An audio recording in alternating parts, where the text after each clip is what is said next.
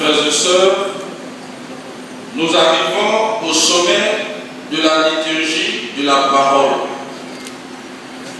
La possession de l'évangiliaire et l'écoute de la bonne nouvelle. Le rite de la possession de l'évangiliaire veut mettre en lumière l'importance de la parole de Dieu dans la vie de l'homme. Comme pour dire que sans l'évangile, il n'a pas une cohabitation vraie. C'est un moment solennel lorsqu'un roi prend la parole devant son peuple. Mais aujourd'hui, ce n'est pas un roi à la manière des hommes qui veut nous parler. C'est Dieu, le Père aimant, qui prend la parole pour s'adresser à ses enfants que nous sommes à travers l'histoire, la vie de son Fils Jésus-Christ. Mais avant d'écouter son message qui est désormais consigné par écrit, la communauté chrétienne accueille le livre des Écritures saintes dans la joie, à travers des chants, des danses, des acclamations. Cette parole, quoiqu'elle brille au cœur de l'humanité, doit désormais briller dans notre cœur.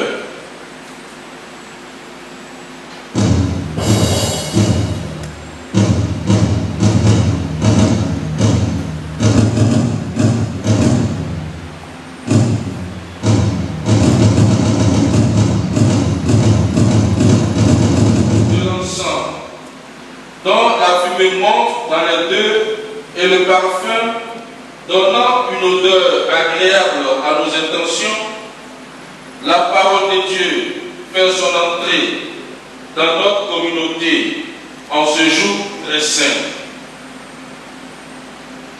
Elle veut vivre avec nous. Elle veut faire l'unité parfaite avec nous dans notre condition de vie de tous les jours.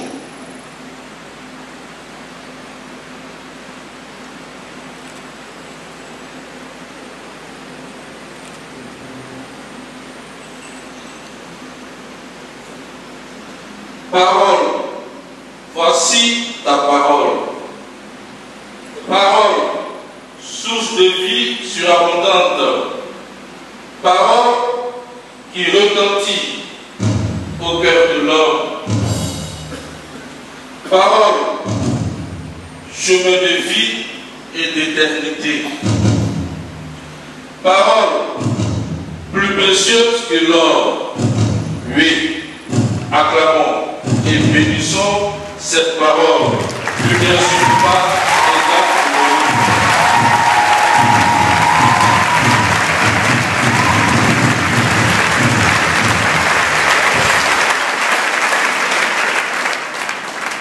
parole, force et aliment des prophètes.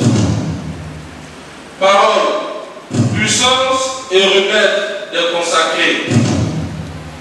Parole, lumière sur les pas des baptisés. Parole, libération et sanctification des affamés. Parole qui nous a rassemblés pour cette fête. Oui, magnifions et bénissons cette parole, esprit et vie, chemin d'éternité.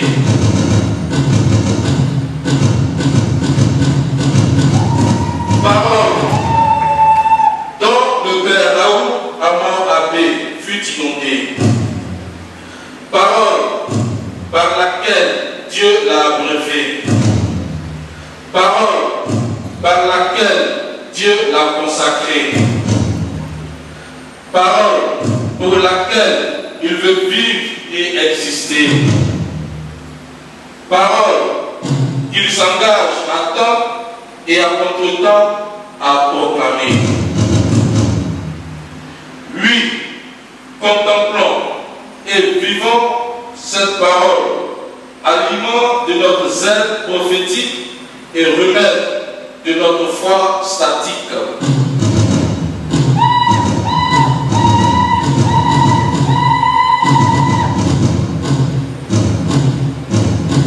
Frères et sœurs, levons-nous pour accueillir la parole de Dieu qui nous donne la vie.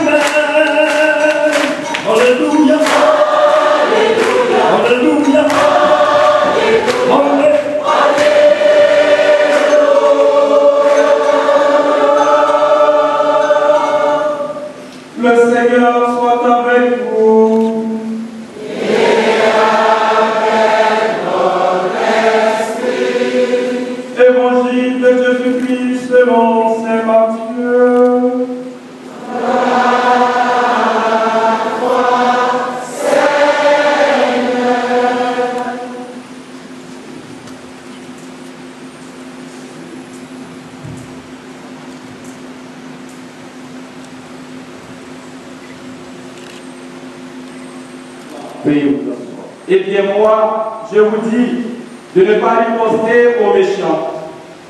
Mais si quelqu'un te gifle sur la joue droite, tends-lui encore l'autre. Et si quelqu'un veut te faire un procès et prendre ta tunique, laisse-lui encore ton manteau. Et si quelqu'un te réquisitionne ou fait 1000 pas, fais-en 2000 avec lui. Donc, à qui te demande, ne te détourne pas de celui qui veut t'emprunter. Vous avez appris qu'il a été dit, tu aimeras ton prochain et tu haïras ton ennemi. Eh bien moi, je vous dis, aimez vos ennemis et priez pour ceux qui vous persécutent, afin d'être vraiment les fils de votre Père qui est dans les cieux. Car il fait lever son soleil sur les méchants et sur les bons, et tomber la pluie sur les justes et sur les injustes. Si vous avez ceux qui vous aiment, quelle récompense aurez-vous? Les publicains eux-mêmes n'en font-ils pas autant? Et si vous ne saluez que vos frères, que faites-vous d'extraordinaire? Les païens eux-mêmes n'en font-ils pas autant? Vous donc, soyez parfaits comme votre Père céleste est parfait.